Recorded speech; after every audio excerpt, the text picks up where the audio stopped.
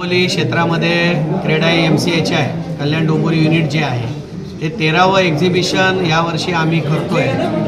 गेली 12 वर्ष अतिशय चांगल्या पद्धतीने या प्रदर्शनाला लोकांनी प्रतिसाद दिलेला आहे आणि आज या ठिकाणी आपल्या समोर आम्ही हे सांगू इच्छितो की कल्याण डोंबिवली सुधारत आहे। कल्याण डोंबिवलीमध्ये खूप मोठ्या प्रमाणावर इन्फ्रास्ट्रक्चर, खूप मोठ्या प्रमाणावर कामं सरकारची चालू आहेत आणि आम्ही ग्राहकाला एक वेगळ्या प्रकारचं आव्हान करतोय की कल्याण डोंबिवलीमध्ये खूप चांगलं इन्फ्रास्ट्रक्चर आल्यामुळे आपण कल्याण डोंबिवलीमध्ये घर घेतलं पाहिजे। या ठिकाणी परवडणारी घरे आहेत, जे मुख्यमंत्री साहेब आणि आदरणीय पंतप्रधान साहेब यांचं उद्दिष्ट आहे की परवडणारी घरं लोकांना मिळाली पाहिजे आणि कल्याण डोंबिवली हे असं शहर आहे की ते परवडणारी घरच लोकांना दिली जातात आणि जास्तीत जास्त प्रकल्प कल्याण डोंबिवली सुरू असल्यामुळे लोकांनी कल्याण डोंबिवलीमध्ये घर घ्यावं ही आमच्या MCH क्रेडाईच्या वतीने आम्ही ग्राहकांना विनंती करतो।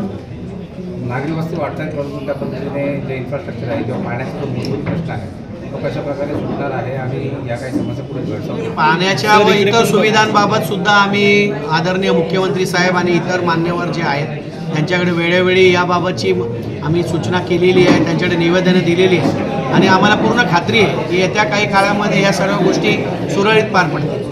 शहरात अनधिकृत बांधकामांचा प्रश्न आहे सध्या, रेराबाबत महापालिकेने कारवाई सुरू केली, मात्र ज्या इमारती त्यावेळेला डिक्लेअर केलेल्या त्यावर अजूनही कारवाई त्यांनी केलेली नाही आहे महापालिकेने। अशा अधिकाऱ्यांना बडतर्फ करावं असं आमचं जाहीर मागणी आहे। शहरात काम करतात अनधिकृत बांधकामांचा आजही प्रश्न तसंच कायम आहे, संघटना म्हणून आपण काय याबाबत आपलं नवीन आयुक्तांसमोर आम्ही याबाबतची चर्चा झालेली आहे आणि आजही आमची त्यांच्यासोबत भेट आहे। जे ठिकाणी अनधिकृत बांधकाम होत आहेत तिथला स्थानिक जो कोणी अधिकारी आहे त्याला जबाबदार धरून त्याला कारवाई करावी अशी मुख्यमंत्री साहेबांनी सुद्धा आदेश दिलेले आहेत। तुमची भूमिका काय आहे? आमची भूमिका तीच आहे की अनधिकृत बांधकाम शहरामध्ये झाली नाही पाहिजे। 150 प्रकल्प या ठिकाणी येणार आहेत आणि 100 विकासक जवळजवळ असणार आहेत।